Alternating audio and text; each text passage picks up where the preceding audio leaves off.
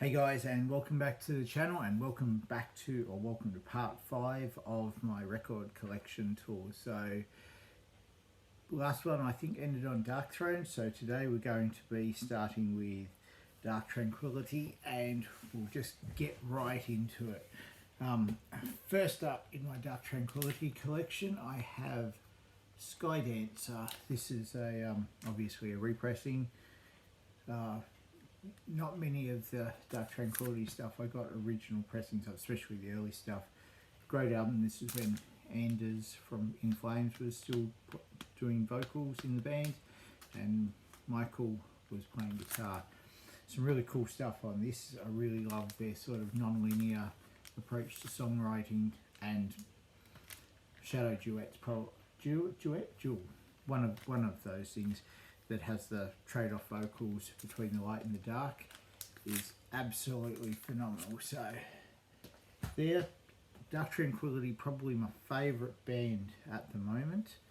They've always been up there, or they haven't always been up there, but since I found them, they've been up there. Moving right along, we have Of Chaos and Eternal Night. Again, another repressing. Great little EP. This was the first run when Michael was first on vocals. A little bit of a crease through the cover there, I'm noticing, which is the first time I've seen that, but there's some really cool stuff on that as well. Moving on, we have The Gallery on picture disc.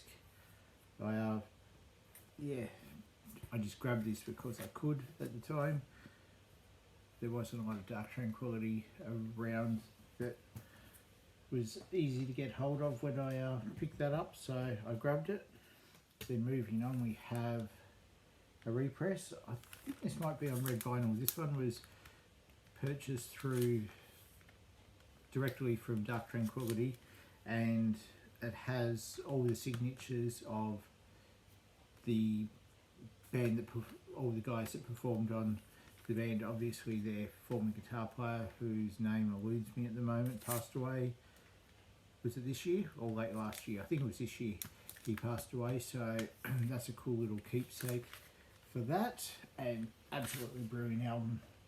I think I'd like to say it's Dark Tranquillity at their best, but everything they've done is their best, so I can't really go into that kind of argument. Now we have The Mind's Eye. I believe this is the same one that was repressed as well and has all of their signatures. I'd have to open it up, but I'll try and keep it a bit shorter. So great album there. I have another slightly different pressing. You'll see there's a few differences in the colouring, different coloured logos on the actual on the cover itself. I was in a bit of a buying frenzy of trying to get all of the Dark Tranquillity stuff on vinyl. I'm still not there yet. We have Enter Suicidal Angels. This is the repress that came on a coloured vinyl. You see it's slightly gold there. Again, signed by all the band. A couple of great B-sides on this. You got Shadow Wet Facade and Razor Fever, which are, I think, phenomenal songs. Now we have what I believe is it's an early pressing. I don't think it's the original. No. It says new artwork by former guitarist Nicholas Sundin. So yeah, this is not an original pressing. It's a gatefold, but it's very cool. I paid a pretty good price. It was like $40, so I can't complain there. The next lot of albums that were after that, I think you've got like Projector and Haven and a few others I don't have. The next album that I have in the collection is Fiction. This one came with a 7-inch, pressed on red vinyl, extended edition it says. So yep, that was where it came with the 7-inch, which is with my 7 inches. Moving along, we have Character. This is a picture disc that yeah, I grabbed off eBay as well. Then we have Where Death Is Most Alive. Is it Where? Yep, Where Death Is Most Alive. It's like a triple LP. Big fold out. It's like double gatefold, double vinyl gatefold. All the live tracks corresponding to the DVD that they did, which is very cool. Again, just another one that I had to have in the collection. Then we have Yesterworlds, which is these LPs keep wanting to fall forward. Yeah, lots of their demo sort of stuff out on Flogger Records. So is the Where Death Is Most Alive. I really love a company just to pick it all up and do a massive box set like they did with Arch Enemy, like they did with In Flames and so on. But yeah, Yesterworlds, so some rarities, obscurities, demos and so on. I think the Trial of Life Decayed album on there. Then we have Construct, good album. It's one of those, this one came with a bonus 7-inch as well, so maybe the other didn't have a 7-inch. Not sure, I'll have to go back and double check. Cool album. Then we have Atoma. This was a bit tricky to get hold of. I originally ordered it through JB Hi-Fi and they cancelled the order on me and said it was out of stock, and then I was actually in Melbourne like a week later, walked into JB Hi-Fi and there it was in the clearance bin for like $30 less than what I'd actually tried to order it for, so that was a win. Then we have Moment, the last Dark Tranquillity album that came out. This is a Nessie pressing from Japan. Comes with some really cool coloured swirl pressings on vinyl. It's got a big poster. Just the quality of these pressings is just absolutely phenomenal. I know I've got it like a Bloodbath one. There might be one more. I can't recall off the top of my head, but that finishes my Dark Tranquillity collection. Then moving along, the almighty Chuck Schuldiner, Death, Scream, Body, Gore. All of this stuff's on Relapse pretty much. Just a single black vinyl. Nothing too flashy, but it doesn't need to be. Then we have Leprosy. These ones were a special release that came with like bonus LPs with some rehearsal recordings and so forth. I think they're on special coloured vinyl as well. But just early old school death metal and death. This is a very early, if not original, pressing. Under One Flag. It has the vinyl in the back. This I scored off a mate back in the early 90s. The cover is pretty, it's well worn, the vinyl's pretty well worn. I flogged this to death back in the day. Love this album. It's got James Murphy on guitar. I should get a repressing just to have like a new one, but this does the job anyway. Moving along, we have Human, again by Death. This where they really got technical. The guys from Cynic played on this. Just great album, groundbreaking album as well. Now we have Individual Thought Patterns. This has got a nice embossed logo on the cover, kind of metallic. It's a swell pattern. Absolutely love this when it came out. I got it for like Christmas on CD in that year. And I've played it to death. Some amazing tracks like Trapped in a Corner and The Philosopher, Everything Is Nothing, Overactive Imagination. Just great album start to finish. Then we have Symbolic. I'd actually tried to get this on white vinyl but missed out there, and then found a copy on black vinyl in Melbourne at Heartland Records one trip when I was over there, so snaffled it right up. Again, just brilliant album. It's probably my personal favourite of Death's.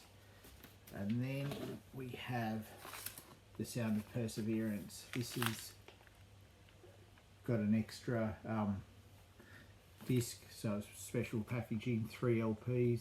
They come on like a green khaki sort of vinyl. Yeah, the Final Death album.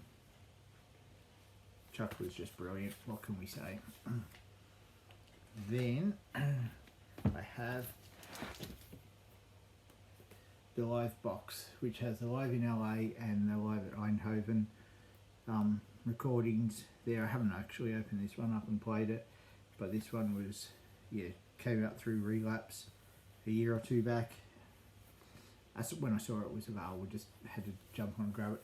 Cost a bit more than I would have liked, but at the end of the day, it's just got to have it. Moving right along after Death, we have, this is the only Death Angel album I have, Act 3. Was it 1990 that this one came out? I'm not sure exactly the year. This is on like a red vinyl. Such a diverse album. There's some cool sort of funky stuff, the acoustic sort of, I guess for lack of better terms, power ballads like Room with a View. Discontinued, great. Seemingly Endless Time video clip used to get played on Rage all the time. Absolutely loved Rob Cavastani's Death Angel guitar. Tried to figure out and draw a copy of it so I could maybe try and build one or something, but I don't have the skills for that. And I couldn't get the drawings right, but they've just released the Jackson version of that. Awesome album. Absolutely love it. Death Row. So these guys were a bit of a surprise to me. I bought a guy's collection. I used to work in a music shop. He brought his collection in and yeah, bought the whole thing off him. And there were some hidden gems like this, like I didn't know the band at all, and kind of chucked it on play and I was like, it's a bit like Slayer. Very nice. So this is the only Death Row album I have. I need to get the others, but cool release just the same. Moving right along, we have Entombed in the Midnight Hour by Dead Silent Slumber. This is a side project of, it was Jens Ryden who was in Nagelfar. I hope I'm pronouncing these names right. There was a hype sticker on the CD. There was like a death metal symphony or something, but it's a really, really cool album. It's not very well known by anything. I think this was released by Hammerheart, if I'm not mistaken. I can't see anywhere on the spine there. It's just plain black. But yeah, if you ever want to listen to something that's really cool, sort of, this is well worth the 40 minutes of your time that it'll take to listen to the album. Now we're getting a little bit more mainstream. Def Leppard, On Through the Night. Most people that my age grew up, we listened to Def Leppard, even if it was probably a little bit overproduced by the time they got to Hysteria. Just a great rockin' album, that one. I'll get through these Def Leppard albums pretty quickly. Album number 2 for those guys, High and Dry. Lady Strange used to be a favourite to play on guitar and jam along with Mirror Mirror off this album. Just awesome sort of hard rock, heavy metal, new wave of British metal sort of stuff. Then we have Pyromania. Photograph was probably the one that I knew how to play and jammed off on that quite a bit. Awesome album, some really good stuff on there. Then we have the big multi-million seller, Hysteria. It's still a really cool album. They had like 7 or 8 singles off this. It's kind of crazy how many big hits you had, like Women, Rocket, Animal, Love Bites, Pour Some Sugar on Me, Armageddon It. I think it's just side B or the other side had some of the lesser known songs. Still had Hysteria and Don't Shoot Shotgun, Gods of War, Run Riot. Just a really cool album. Well, I stopped listening to them after that, really, when whatever that next song was that came out didn't really grab me, so I just left it alone. Then we have the Rocket 12-inch single. That was in a collection that I bought off a mate, so he had those. Alright, getting towards the end, we have Deicide, first album, self-titled, re-released from 2018 or 2020 or something. This was what got me into death metal. It was like a horror movie to metal. I love the production of it. I love the sound of Steve Asheim's kick drums, the guitar solos, Glenn Benton's vocals. Everything about this just blew me away. Still not like the back of my hand, even though sometimes I'll go a year or two without listening to it. I know that album back to front. Then we have a latter Deicide album, Scars of the Crucifix. I'm not so familiar with this. I didn't really listen to a lot of Deicide after their first album until the next album that's coming up in here. But we've got Scars of the Crucifix there. I think that's on a swelled splatter vinyl. Stench of Redemption. This one had Ralph Santola on lead guitar, who apparently had given guitar lessons to the Hoffman brothers back, and he played in Death on the Individual Thought Patterns tour, I think it was.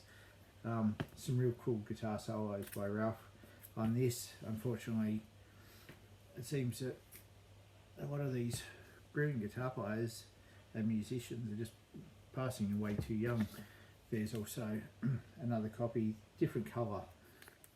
I'm not sure how I ended up with two copies of this, but I've got two there. I think I may have ordered one and it didn't come in an order, and then I ordered another to replace it, and then that one showed up. That happened with my Catatonia Dance of December Souls album as well. And then the last one for part 5, the Demonaz album, what's it called? March of the Norse. Is that the full title of the album? Yeah, March of the Norse. I thought it might have been March of the Norseman. Very much like Immortal, and a really, really cool album. So when it got re-released last year or the year before, had to snuggle that one up as well. So that wraps up part 5 of my collection. I've rambled on a little bit longer than I meant to or intended to, but that's it. Let us know your thoughts on any of those albums. Click the like button and the subscribe button, leave a comment, all of that sort of stuff. But if you made it this far, thanks for watching, and until next time, I will see you